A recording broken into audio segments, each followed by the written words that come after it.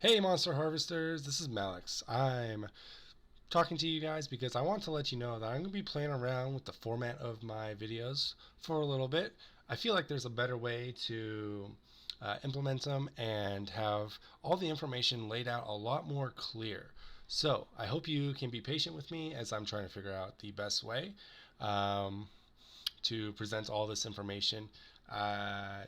We are about 10 videos in, so I think now is a good time to start working with the formula, because now that I know like all the information that I want to put in, I can really start working those drafts together to see what is most engaging for you. So if you find something that is really engaging, please let me know down in the comments down below, and I will return you to your spooky monster introduction.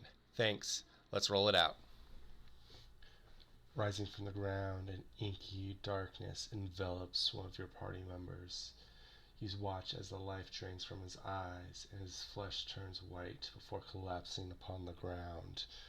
From your party member's body rises another inky black spirit in tattered robes, staring at you with a sinister grin.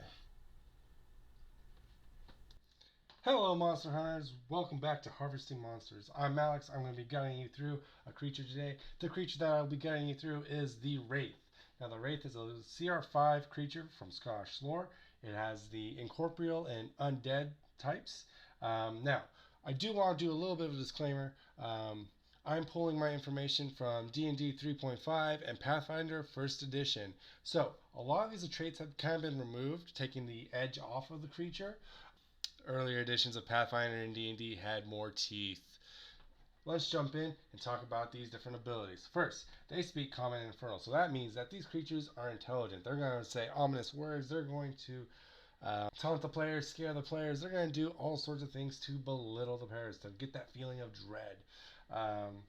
The fact that they know Infernal, the language of the devils, is something to be noted about. They are lawful evil creatures. They are going to be doing their best to get revenge and harm anything that's living. Everything should be suffering as much as the Wraith. The Wraith is internal in constant torment because it's undead and it wants everyone else to feel the same thing. And then we're going to get that when we talk about its create spawn ability. But let's move on to incorporeal and the undead traits. So undead traits gives them a bevel of immunities, including compulsions, poison, and all sorts of other things. So we want to keep that in mind. The other thing is that they are incorporeal. So incorporeal means that they can't be harmed by mundane weapons. What are mundane weapons? Well, mundane means that they're not magical. We may think of mundane as boring, as average, but in terms of Pathfinder and D&D, it means that they are non-magical. So what this means is that we're going to get things like fortification. That means it's going to reduce the chance for critical hits and sneak attack.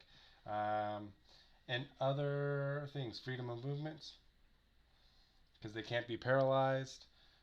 And then any undead trait, so resistance bonuses, saves bonuses. Perfect. Sunlight powerlessness. This is a trait that a lot of the incorporeal creatures have. If they're in sunlight, they can't actually harm you. Daylight, the spell Daylight does not work on them.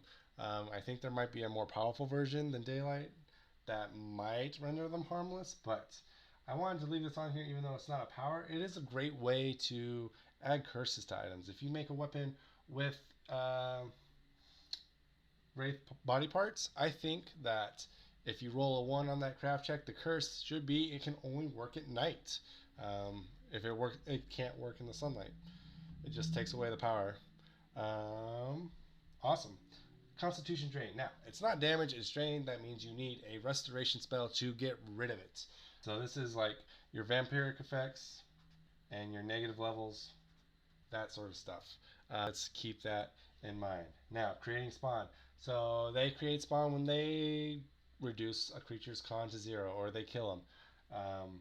So what that means is you're going to get your control undead effects. It means that you're going to get your create undead effects.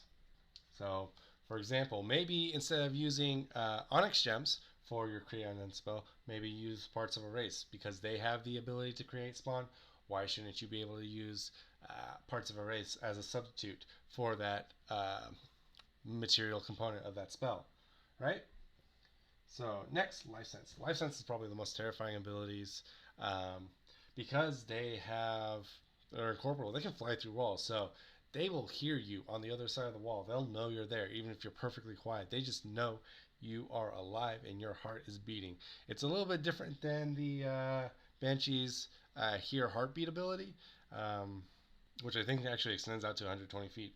This one only goes out to 60 feet, but it's still really spooky. So we're gonna put down like perception, status. That's like a second level cleric spell that lets you know. It kind of like gives you an in-game reason to know where everyone's hit points are. And then the last one we're gonna put is Death Watch.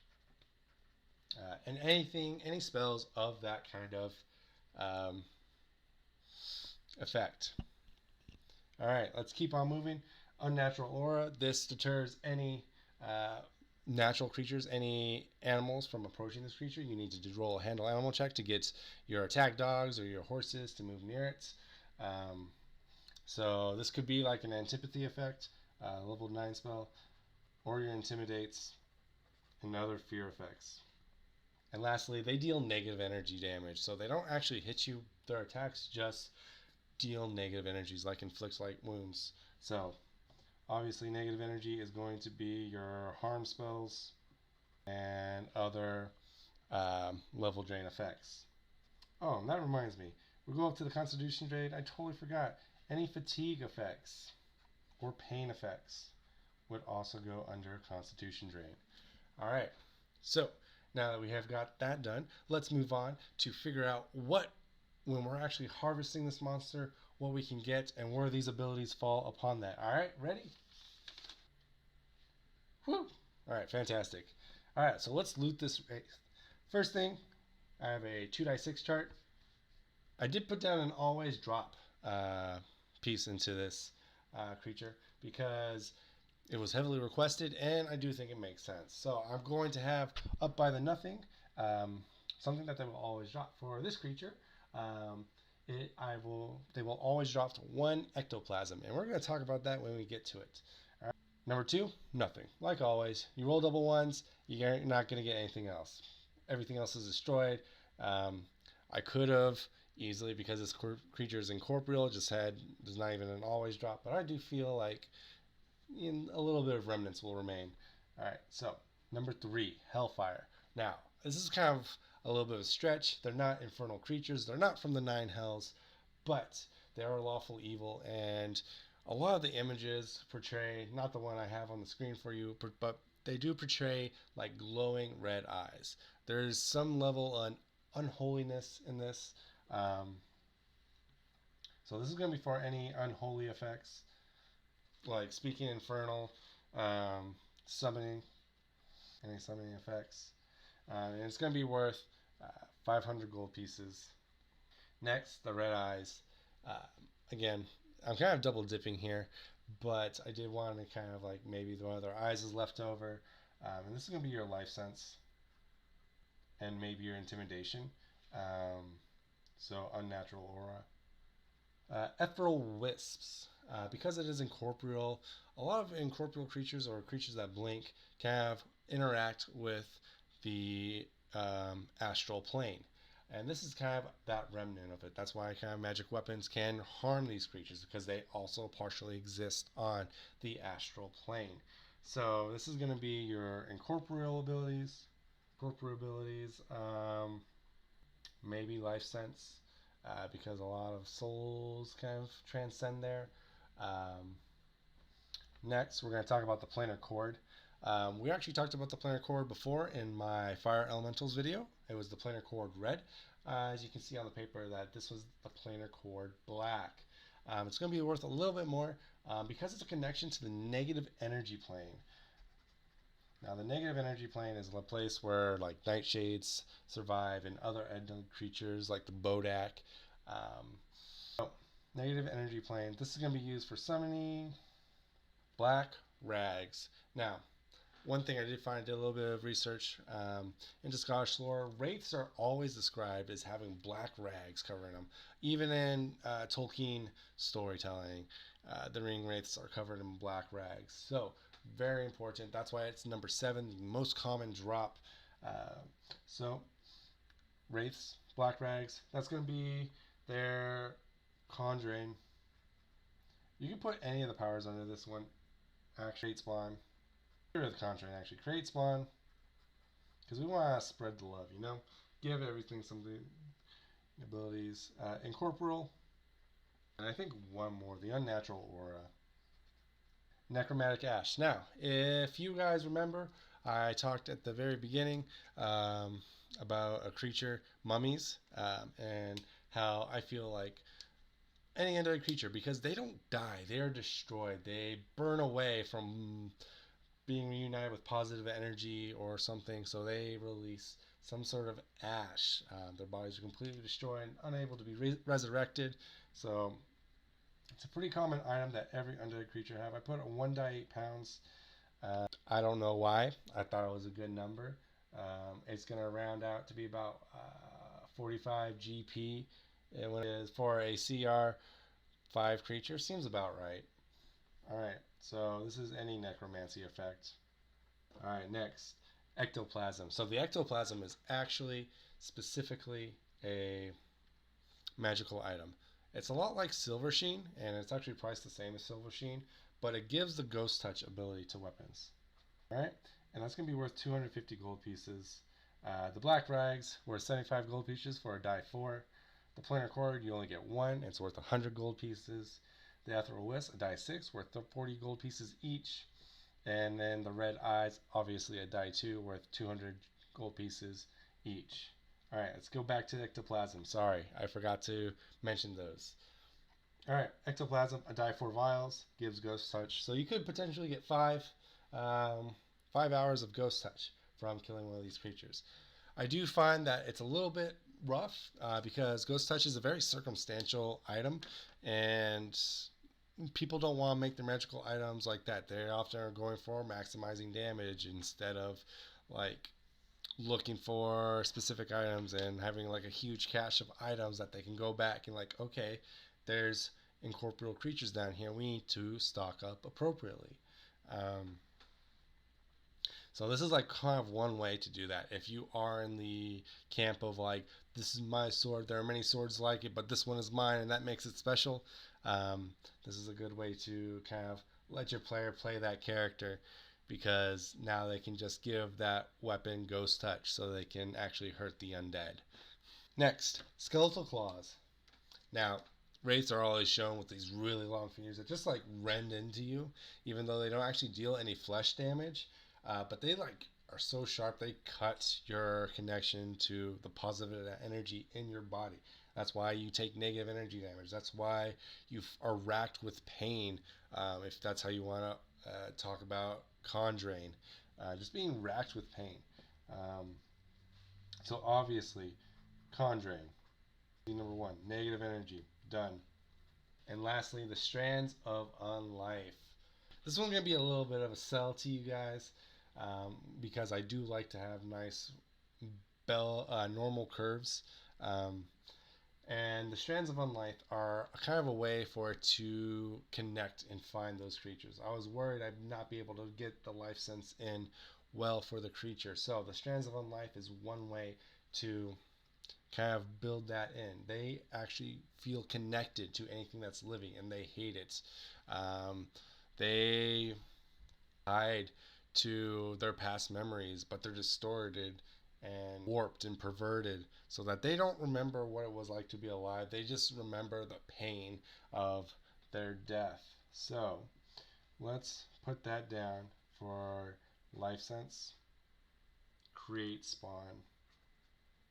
Now that we have all that done, let's jump into high gear and let's make a magic item with the wraith that we just laid. Alright, monster hunters, let's roll it out. Alright, the weapon I have for us is called Cal of Malicious Intent. It gives +4 on perception to find living creatures, +4 on intimidate checks, and you get to cast inflict critical wounds once per day. I feel this really emphasizes the malevolence of the Wraith. You get to put a cowl over your head, mimicking those black rags that they're known for. You're very intimidating. Animals fear you naturally. You get that life sensibility. And lastly, you get to deal negative energy damage. And not just like a little, but a lot. All in one go. 4d8 plus 7 negative energy damage. But how much does this cost? And what level item is it? Alright, so let's first crack this out. For skill checks, it's going to be the bonus squared times 100. This one has a curse on it, so we're going to multiply that by 0.9. Fantastic. Alright, next, intimidate checks. Same thing. Now, no curse on this one, so we're not going to do any changes. And lastly, the most expensive one, the bonus is going to be 4 times 7 times 1,800. And then we're going to multiply that by 1/5 because it's usable once per day. Alright? Super clean so far. And this is going to be the most, so I'm not going to skip that. Just remember to multiply by 0.5. I'm not kidding. They're not similar to each other, so we're going to multiply 1.5 for each. Alright, so let's calculate all that out with a calculator.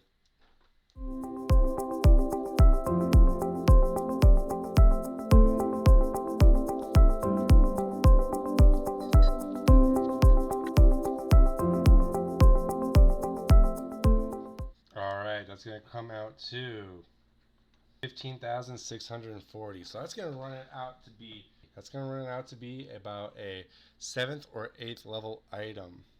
Now you could look at the treasure per encounter. I usually like to double the treasure per encounter thing for players because I like to give out a lot of treasure. That's why I make so many items. That's why I do this.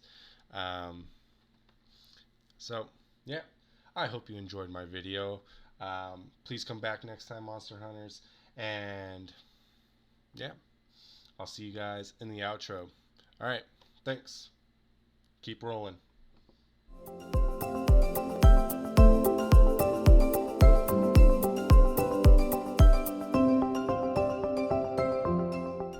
Hey, thanks for watching my video. If you liked it, leave a like and share it with your friends. Also, subscribe to my channel for new videos every Sunday and Thursday where we dissect various fantasy monsters to learn what lore and magic they can add to your role-playing game. If you have a request for a creature, please leave it down in the comments down below and I'll break it down for you and your friends to use in your own game. Alright, thanks again. Keep at it. See you guys next time. Peace.